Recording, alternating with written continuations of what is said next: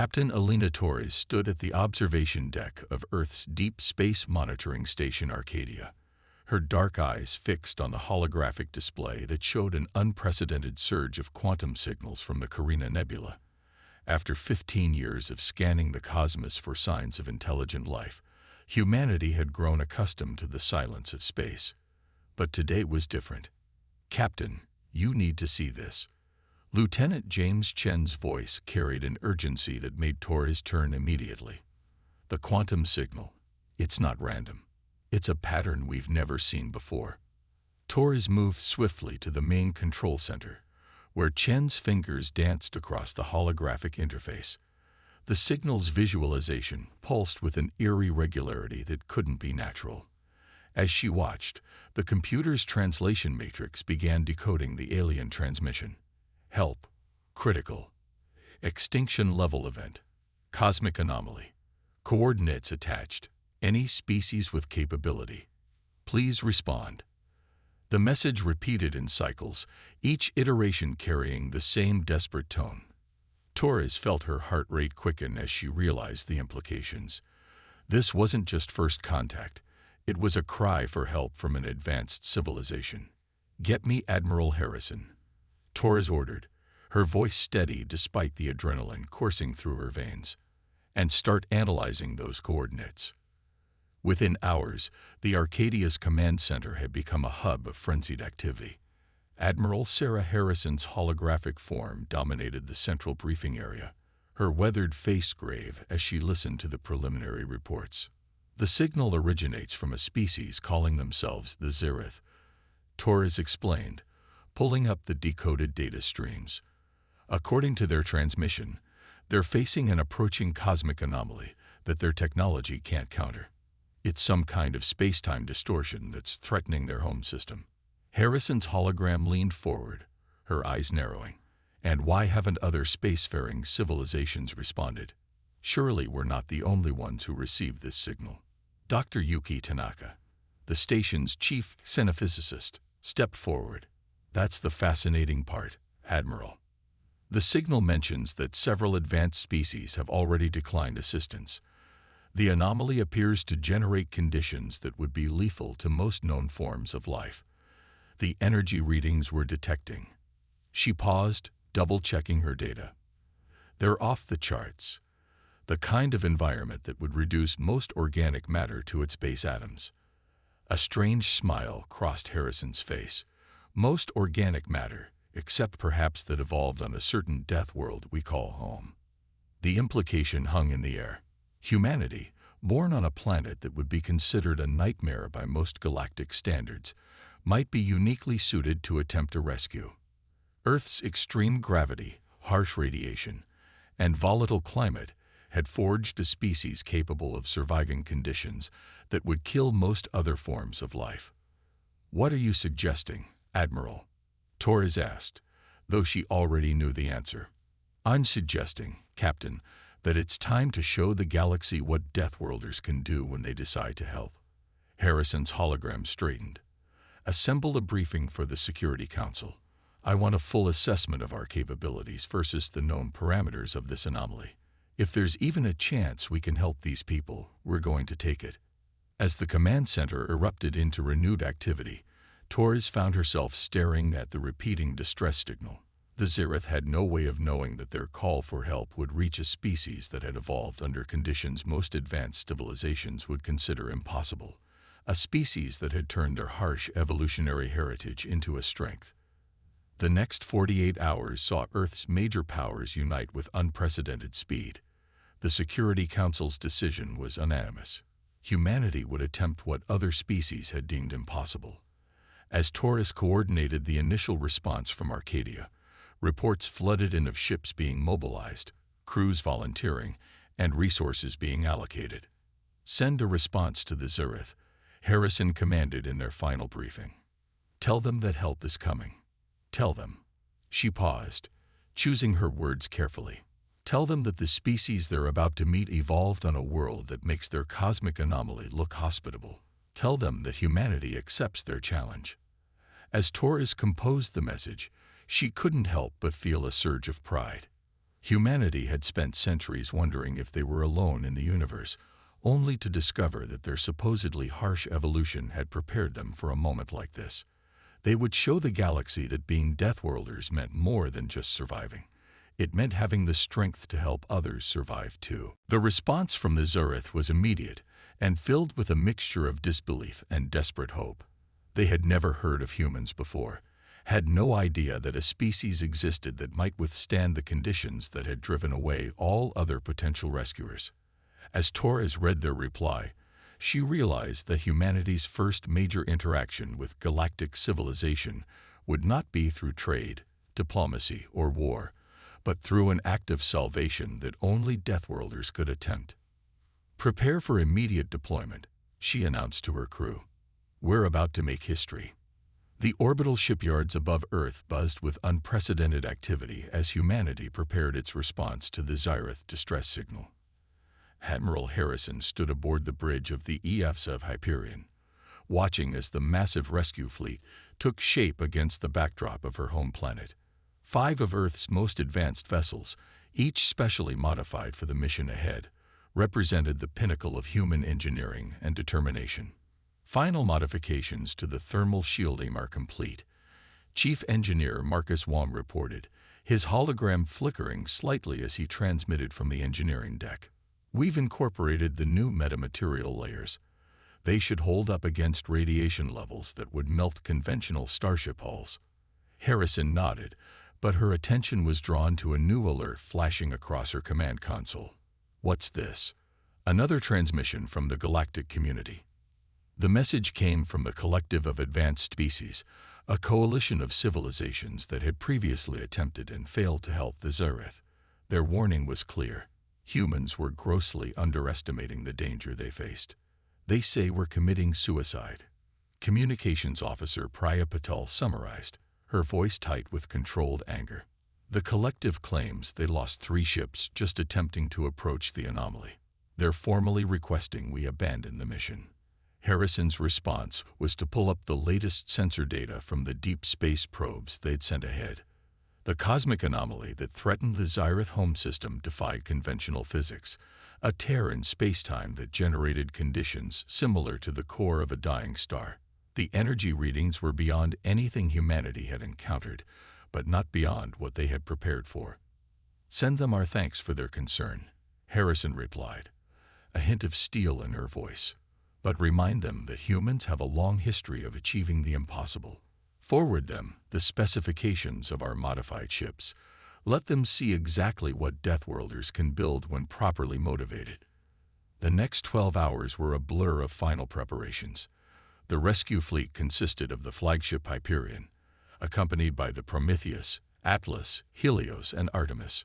Each ship carried specialized equipment and crews trained for extreme conditions. They had practiced in simulations that would have killed most alien species, preparing for conditions that other civilizations considered unsurvivable. During the final briefing, Dr. Tanaka presented her latest analysis of the Zurith's situation. Their civilization developed in an environment we would consider delicate, low gravity, minimal radiation, stable temperature ranges. The approaching anomaly is literally tearing their world apart. But what's lethal to them? She paused, allowing a small smile. "Well, it's Tuesday on Venus." The comparison drew knowing chuckles from the assembled crew. Humanity had already established research bases on Venus, learning to work in conditions that would instantly kill most carbon-based life forms. They had developed technologies and procedures that seemed impossible to other species, but were routine for the children of Earth. As the fleet made final preparations for departure, they received an unexpected visitor. A representative of the collective requested permission to board the Hyperion. The alien that emerged from the shuttle was tall and ethereal, its translucent skin revealing complex internal structures that pulsed with bioluminescence. "I am Nexus Speaker Vax," the alien announced, its translator converting complex harmonic tones into English. "I have come to understand why you persist in this foolishness." Harrison met with the alien in the ship's conference room, accompanied by Captain Torres, who had transferred from Arcadia to serve as tactical officer for the mission. The Nexus speaker's expression, if it could be called that, showed clear distress at the environmental conditions humans considered comfortable. Your atmosphere, your gravity. How do you survive like this? Vax asked, its form seeming to strain against Earth normal conditions. We don't just survive, Torres replied calmly. We thrive. The conditions you're experiencing now, they're nothing compared to what some of us grew up in. The Hyperion's environment is actually optimized for comfort. The aliens' bioluminescence flickered rapidly, their equivalent of shocked disbelief. The anomaly generates temperatures that can vaporize battleship armor. The radiation levels alone are comparable to what our species dealt with during our Industrial Revolution. Harrison interrupted. Yes, the anomaly is dangerous. Yes, we might fail. But we've spent our entire evolutionary history adapting to conditions that would kill most species. We've learned to turn those adaptations into advantages. She pulled up a holographic display of the fleet's modifications. Our ships incorporate cooling systems tested in the magma seas of Io. The radiation shielding was developed for our mercury mining operations. The structural reinforcement, that's from our deep-sea installations that withstand pressures that would crush your strongest vessels. Vax studied the specifications in silence for several long moments. You are either the most brilliant or the most insane species I have ever encountered, it finally declared. Perhaps we're both, Harrison replied with a smile. That's what makes us dangerous and valuable as allies. As the Nexus speaker departed, its final words echoed through the ship's corridors. The galaxy has never seen anything like you. Whether that is a blessing or a curse remains to be seen. The crew took their positions as the fleet prepared for departure. 5 ships, carrying the hopes of 2 civilizations and the pride of a species long considered too primitive to join the galactic community. As Harrison gave the order to begin the journey to the Zyrith system, she knew they were about to prove that humanity's greatest strength wasn't just their ability to survive in horrible conditions. It was their determination to use that ability to help others. The first signs of the anomaly appeared on the Hyperion sensors 3 days into their journey. What started as a subtle distortion in space-time quickly grew into a maelstrom of impossible physics that filled the main view screen with writhing colors never meant for human eyes. Energy readings are off the charts, Lieutenant Chen reported from his science station. The anomaly is generating temperatures equivalent to a stellar core, with radiation levels that would sterilize most planetary systems. Admiral Harrison watched the swirling chaos ahead, her expression unchanged. Status of our modifications. Shield harmonics are holding. Chief Wong's voice came through clear despite the increasing interference. The new metamaterial hull is performing even better than expected. Temperature regulation systems are at 40% capacity. The fleet moved forward in tight formation, their specialized shields creating a bubble of survivable space in an environment that denied the basic laws of physics. As they penetrated deeper into the anomaly's influence, the effects became more pronounced. Space itself seemed to twist around them, creating distortions that made navigation increasingly challenging. Message from the Zyrith, Communications Officer Patel announced. They're in disbelief. No ship has ever penetrated this far into the anomaly field. The Zyrith transmission carried more than just words. It carried sensor data that painted a grim picture of their situation. Their homeworld, once a jewel of crystalline cities and delicate environmental systems, was being torn apart by forces they couldn't control. The anomaly had already consumed their outer colonies, and their main world had weeks at most before total destruction. Show me their defensive measures, Harrison commanded. The holographic display shifted to show the Zyrith's attempts to shield their planet. Their technology was incredibly advanced, but it was designed for a universe that played by different rules. Their shields, meant to defend against conventional threats, were useless against the fundamental breakdown of reality itself. Captain Torres studied the data with growing concern. Their entire civilization is built on principles of harmony and stability. They never needed to adapt to extreme conditions. When the anomaly appeared, they had no framework for dealing with chaos. "Unlike us," Harrison replied. "Humanity was born in chaos. Every advancement we've made came from learning to harness and survive conditions that should have killed us. Send them our sensor data. Let them see how we're maintaining stability in these conditions." The response was immediate. The Xyrath scientists were astounded by the human approach to survival, where they had tried to resist the anomaly's effects. Humanity's ships were designed to adapt to them, using the very forces that threatened destruction to power their defensive systems. As the fleet pushed deeper into the chaos, they began to encounter debris, fragments of ships that had tried and failed to reach the Xyrath homeworld. The wreckage told a story of civilizations far more advanced than humanity, brought low by conditions they were never meant to endure. Energy spike. Chen's warning came seconds before a massive wave of distorted spacetime slammed into the fleet. The ships rocked violently, their modified shields flaring bright enough to blind unprotected eyes. "Damage report," Harrison demanded, gripping her command chair as the Hyperion's artificial gravity fluctuated. "Minor hull stress on decks 3 through 7, Wong reported. "The Artemis is reporting shield instability, but they're compensating. We're still within operational parameters." "Admiral," Torres called out, her voice tight with controlled excitement. "I think we can use this. The wave patterns, they're similar to the gravity wells we deal with in deep space mining. If we modify our approach vector," Harrison saw it immediately, "we can ride the waves instead of fighting them. Like surfing a tsunami." She opened a channel to the fleet. "All ships, adjust shield harmonics to match Hyperion's new settings. We're going to let the anomaly show us the way in." The next hour was a testament to human adaptability as the fleet learned to navigate the impossible conditions. Where other species had tried to force their way through, humanity found ways to work with the chaos, using their experience in Earth's harshest environments to guide them through space turned hostile. Their progress didn't go unnoticed. The Xyrath broadcasts became more frequent, their initial disbelief turning to hope as the human fleet demonstrated mastery over conditions that had defeated all others. They shared more detailed data about their situation, allowing the humans to refine their approach. "We're picking up clear readings of their homeworld," Chen announced. "Distance, approximately 6 light minutes.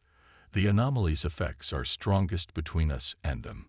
Harrison stood, studying the tactical display. The final approach would be the most dangerous part, not just navigating the anomaly, but finding a way to extend their protection to the Xyrath themselves. But as she looked at her crew, she saw no fear, only determination. They had trained for conditions like this, had built their ships and systems to withstand the unprecedented. "Send word to the Xyrath," she ordered. "Tell them to prepare for evacuation. The Deathworlders are coming." The Xyrath homeworld hung in space like a cracking crystal, its once pristine surface now webbed with fractures from the anomaly's relentless assault. The human fleet maintained position just outside the planet's deteriorating atmosphere, their modified shields creating a pocket of stability in the chaos. "Final structural analysis complete," Dr. Tanaka reported. "The planet's crust is becoming unstable. We have less than 48 hours before total planetary failure." Admiral Harrison surveyed the evacuation plans one final time. The Xyrath population, nearly 8 million strong, would need to be transported through conditions that had already destroyed 3 advanced civilizations' rescue attempts. The plan they'd developed was audacious, even by human standards. "Deploy the shield network," Harrison ordered. The fleet moved into precise positions around the planet, activating specially designed energy projectors. Streams of modified shield energy connected the ships, creating a vast web of protected space, a corridor through which the Xyrath could escape. The first evacuation ships rose from the planet's surface, delicate vessels that looked like they were made of spun glass. Inside the human-generated safe zone, they'd moved with grace. But one ship, straying too close to the corridor's edge, instantly began to crystallize as the anomaly's effects took hold. Prometheus, Extend shield coverage to Sector 7. Torres commanded. The human vessel responded instantly, its enhanced systems training to expand the protected zone. The Xyrith ship's crystal hull stopped deteriorating, save mere moments before catastrophic failure. "We can't maintain this shield configuration indefinitely," Wong warned. "The power drain is massive. Even with our modifications, we're pushing well beyond safety limits." Harrison knew he was right. The human fleet was attempting something unprecedented, creating a stable pathway through a space-time anomaly that defied physics itself. They were using technology developed for Earth's most extreme environments in ways it was never designed for. "New problem," Chen interrupted. "The anomaly's effects are intensifying. The corridor is becoming unstable." The tactical display told the story. The very fabric of space was rebelling against their efforts to impose order. The safe corridor was beginning to twist, threatening to collapse and trap millions of Xyrith in an environment that would destroy them instantly. Harrison made a quick decision. "Prepare for Emergency Protocol Delta. All ships, divert power from life support to shields." The order sent a ripple of activity through the fleet.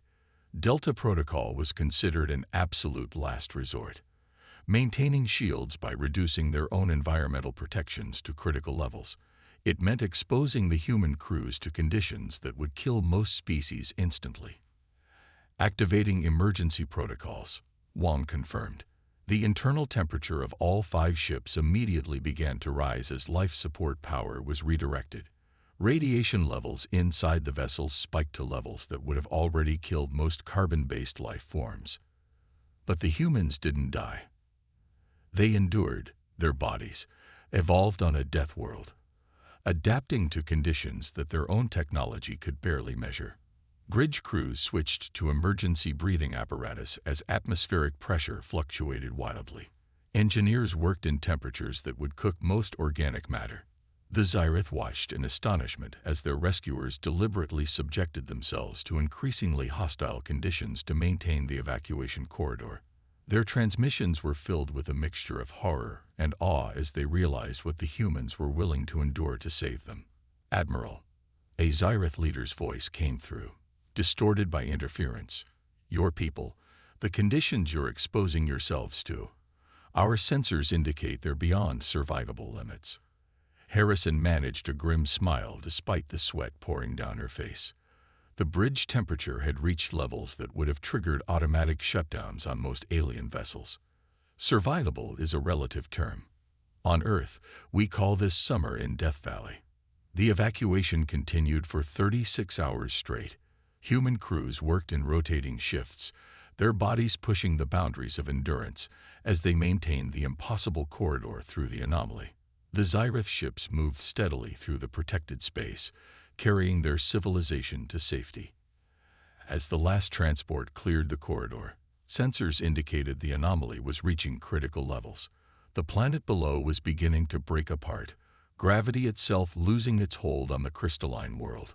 "All ships, prepare for emergency withdrawal," Harrison commanded. "Bring all shield power to forward arrays. We're going to punch our way out." The human fleet's formation shifted, their combined shield strength focusing forward like the point of a spear.